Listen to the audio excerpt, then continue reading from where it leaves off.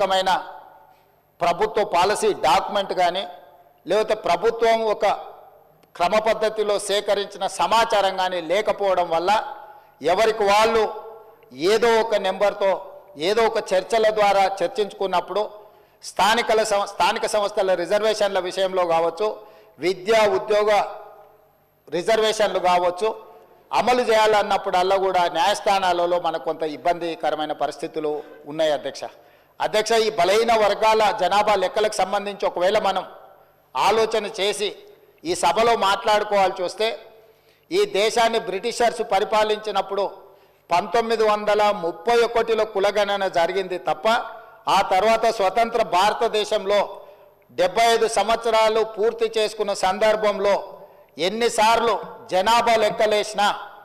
2001 జనాభా లెక్కలు కావచ్చు, 2011 జనాభా లెక్కలు కావచ్చు, లేకపోతే 91 జనాభా లెక్కలు కావచ్చు, లేకపోతే వెనక్కి వెళ్తే 81 జనాభా లెక్కలు కావచ్చు, ఇట్లా ప్రతి 10 సంవత్సరాలకు ఈ దేశంలో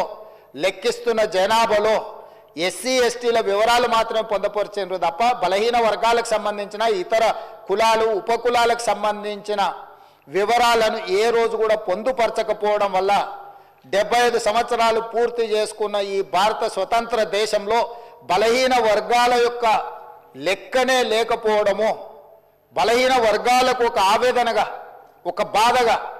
మా హక్కులను కాలరాస్తుండ్రు, అసలు మమ్మల్ని మనుషులుగా కూడా మీరు గుర్తించడం లేదు, సమాజంలో జిత్తినే ఆబాది ఉత్తినే ఇస్సదారి అనే ఒక నినాదాన్ని నాయకుడు రాహుల్ గాంధీ గారు తీసుకోవడంతో వారు ఎన్నికల సందర్భంగా భారత్ జోడో యాత్రలో భాగంగా ఈ దేశ ప్రజలకు ఒక మాట ఇచ్చారు. కేంద్ర ప్రభుత్వాన్ని డిమాండ్ చేసిండ్రు. వారు కేంద్ర ప్రభుత్వం జనాభా లెక్కలు సేకరించినప్పుడు కులాల ప్రాతిపదికన కూడా జనాభాను సేకరించాలి, తద్వారా ప్రభుత్వం కేటాయిస్తున్న నిధుల విషయంలో కావచ్చు, నియమిస్తున్న ఉద్యోగాల విషయంలో కావచ్చు, ఆర్థిక రాజకీయ ఉపాధి ఉద్యోగ అవకాశాలలో వాళ్లకు సరైన న్యాయం చేయాలి. కాబట్టి దీన్ని ప్రభుత్వము ముందుకు తీసుకువెళ్ళాలి, ప్రభుత్వం పాటించాలి అని డిమాండ్ చేసిండ్రు. కానీ కేంద్ర ప్రభుత్వం ముందుకు రాలేదు. అయితే వారు ఆ రోజు ఈ తెలంగాణ రాష్ట్రంలో తమరికి తెలుసు, మహబూబ్ నగర్ జిల్లాలో మక్తల్ కృష్ణా నదిని దాటుతూ తెల్లవారుతుంటే రాహుల్ గాంధీ గారు తెలంగాణ రాష్ట్రంలో అడుగుపెట్టి 23 రోజులు మహారాష్ట్ర సరిహద్దుల్లో వారు మహారాష్ట్రకు వెళ్ళేటప్పుడు 23 రోజులు తెలంగాణ ప్రజలకు స్పష్టంగా చెప్పారు, తెలంగాణ రాష్ట్రంలో మా ప్రభుత్వాన్ని ఏర్పాటు చేయండి, నేను తెలంగాణ ప్రజలకు నేను మాట ఇస్తున్నా, మేము అధికారంలోకి వచ్చిన తర్వాత మా ప్రభుత్వం కులాల ప్రాతిపదికన జనాభా సేకరణ చేసి బలహీన వర్గాల లెక్క ఎంతుందో లెక్క తేల్చి వాళ్లకు రాజకీయంగా రిజర్వేషన్లు కల్పిస్తాం, ఉద్యోగ ఉపాధి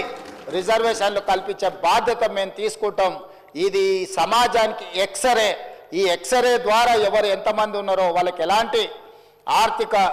రాజకీయ ప్రయోజనాలను చేకూర్చాలో మేము చేస్తామని వారు చెప్పారు. అందుకే డిసెంబర్ 7, 2023 నాడు మనం అధికారం చేపట్టి అధికారంలోకి వచ్చిన తర్వాత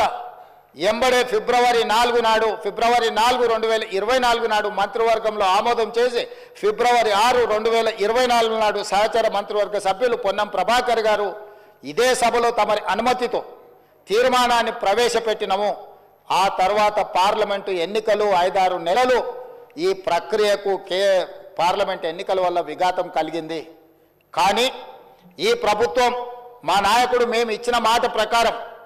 ఈ సమాజంలో కులగణన జరగాలి, కులగణనలో రాజకీయ ఆర్థిక సామాజిక అన్ని వివరాలను పొందుపరచాలన్న ఆలోచనతోటి ఈ కార్యక్రమాన్ని ముందుకు తీసుకెళ్లాలన్న లక్ష్యంతో మంత్రివర్గ ఉపసంఘాన్ని పెద్దలు ఉత్తమ్ కుమార్ రెడ్డి గారి అనుభవాన్ని దృష్టిలో పెట్టుకొని వారిని, దామోదర్ రాజ్ నరసింహ గారిని, పొన్నం ప్రభాకర్ గారిని, దుద్దిల్ల శ్రీధర్ బాబు గారిని, సీతక్క గారిని కమిటీలో పెట్టి ఈ ప్రక్రియను మొత్తం ముందుకు తీసుకువెళ్లే ప్రయత్నం చేసినాం. ఈ ప్రక్రియలో భాగంగా బీహార్, అంతకుముందు కర్ణాటక రాష్ట్రాలు ఈ ప్రక్రియను చేపట్టి బీహార్ తీసుకొచ్చిన ఈ వివరాలను కోర్టులు కూడా వాటి మీద స్టే ఇవ్వడంతో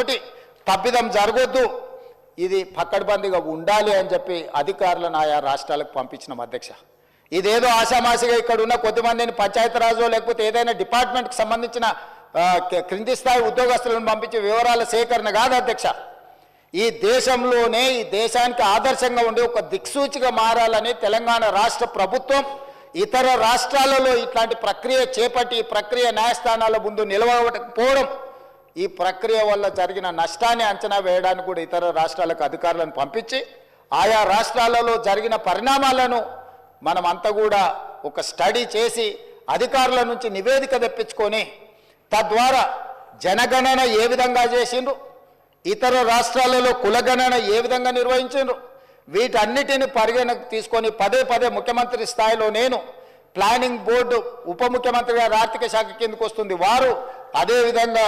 మా cabinet sub committee chairman Uttam Kumar Reddy గారు వివిధ సందర్భాలలో చీఫ్ సెక్రటరీ గారితో సహా 12 సార్లు సమావేశాలు పెట్టి సమీక్షలు చేసి అధికారులకు సూచనలు చేసి ఒక పకడ్బందీ ప్రణాళికతోటి ఏ విధంగా అయితే జనాభాను మనం లెక్కిస్తామో ఆ రకంగా మొట్టమొదట ఇండ్ల వివరాలు సేకరించే కార్యక్రమం చేపట్టిన అధ్యక్ష. ఈ తెలంగాణ రాష్ట్రంలో ఉన్న పాత 10 ఉమ్మడి జిల్లాలలో ప్రతి గ్రామంలో, తండాలో, గూడెంలో ఇండ్ల వివరాలు